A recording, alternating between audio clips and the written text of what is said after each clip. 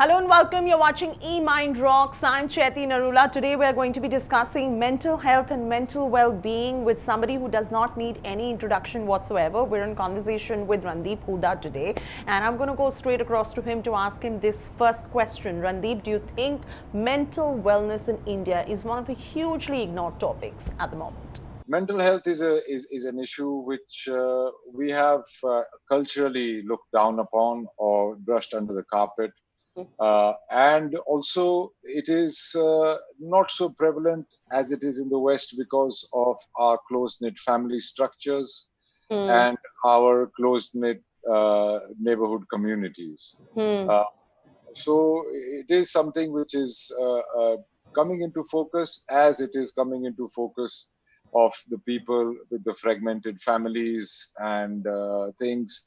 There are people who are depressed and but nobody knows what's wrong with them, and they themselves don't know, and it leads to all kinds of misunderstandings. And you know, it is something which I'm glad we're having a conversation about. Absolutely. And I know, Randeep, that you're so passionate about horses, and they also say that the outside of the horse is very good for the inside of the man. Does it really de-stress you to be around these creatures?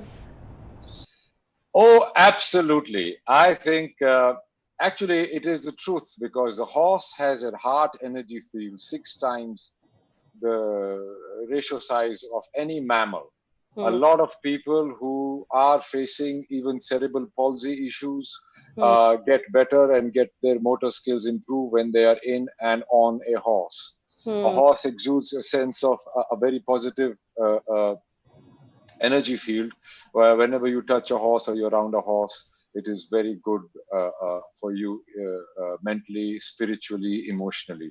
So definitely that has been a big booster in my life. I've got 5 of them, so I'm overly charged. Yeah, that's exactly what I do. I go racing or I go riding when I'm feeling a little down, and the world seems to be a better place. And now, Randeep, you're one of the few voices from the film industry that actively talks about conserving the environment. You're a UN Environment Program's ambassador as well for the aquatic migratory species. Is venturing into the wild your healing stone as well, apart from, of course, horses that you just spoke about? I've always been a nature lover all my life, and I think if there is a fight that we need to fight, it is not political, it is not religious, it is for nature, it is for everybody. We should unite in that voice.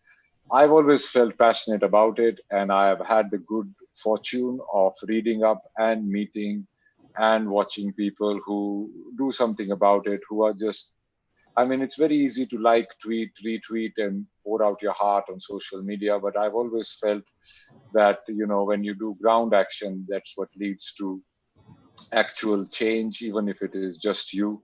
And that also makes you feel very good, since we're talking about mental health. Contributing to something which is larger than yourself always makes you feel better, whether it is going washing dishes or serving langar in a gurdwara, or cleaning up your house or your community, or doing something for the larger good of humanity or your planet. It gives you an immense sense of satisfaction, and it doesn't cost much. In That fact, it doesn't cost anything.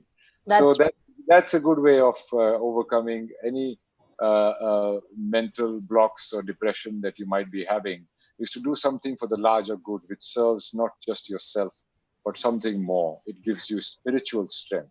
You just spoke about depression. It's a very strong word, and many people cannot differentiate between depression and sadness as well. And the psychiatrists and the mental health practitioners who we speak to say that there's a huge difference. But today, somewhere culturally, do you think in India there's a problem? Because when somebody goes through feelings of depression, they speak to their parents, and the parents usually say, "Koi baat nahi beta, theek ho jaoge, think positive, it's all in your mind." What do you have to say to these cliched responses that are coming in? Do we need to break away from these, and parents need to also realize that, listen, going to a mental health practitioner can really help your mind, and that could keep you physically fit as well? I think parents might be right in a way. Sometimes you might just be on a chain of thought which is doing circles in your head and is not leading you anywhere. So it is always a good thing to get off your ass and divert your mind, and little things that the parents do encourage you to do, they are a good thing. I mean, for every little thing to rush to a doctor is also not a very good idea, but it does exist. And if you're feeling repetitive thoughts of gloom and sadness, and as if your life seems to be going nowhere, talk to some people, talk to your parents, and even if they say ki chal beta chal khada ho sab theek ho jayega, even that you should pay heed to. It is being talked about more, and I'm very glad that this conversation is happening. But except for some really extreme cases, by doing little things and by communicating with people around you, and seeking and doing things for their happiness for a change, can really help you out of the lower ebbs of the tide.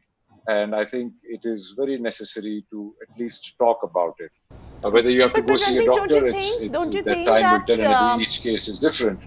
But do things which would make you happy. I mean, if you feel like you feel happy while drawing, go draw for a couple of hours, man. You'll feel better. If you feel like just watching a movie or eating some ice cream, go do it. Sometimes little things can help. If you want to spend time with somebody, go do it.